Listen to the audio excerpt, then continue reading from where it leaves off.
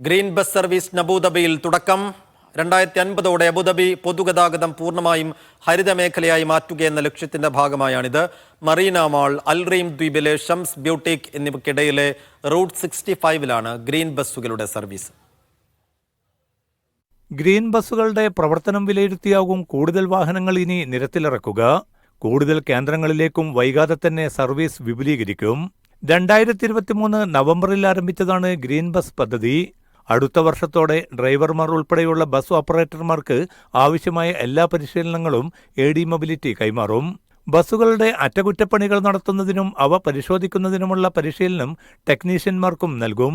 ഹരിത പൊതുഗതാഗത ലക്ഷ്യത്തിന്റെ ഭാഗമായാണ് ഹൈഡ്രജൻ ബസ്സുകളുടെ സർവീസ്. 2030ഓടെ അബുദാബിയിലെ പൊതുഗതാഗതത്തിന്റെ 20% ഹരിതവൽക്കരിക്കുകയാണ് ലക്ഷ്യം. 2050ഓടെ ഇത് 100% പരിസ്ഥിതി സൗഹൃദമാക്കി മാറ്റും. നിലവിൽ യാത്രാനിരക്കിൽ മാറ്റമൊന്നുമില്ല. ബസ് ഡിപ്പോകളിൽ ചാർജിംഗ് സ്റ്റേഷനുകളും ഇതിനകം സ്ഥാപിച്ചിട്ടുണ്ട്. പരിസ്ഥിതി മലിനീകരണം കുറയ്ക്കുന്നതിന്റെ ഭാഗമായി കൊണ്ടുവരുന്ന ഹൈഡ്രജൻ ബസ്സുകളിൽ നിന്ന് നീരാവി മാത്രമാകും പുറന്തള്ളുക.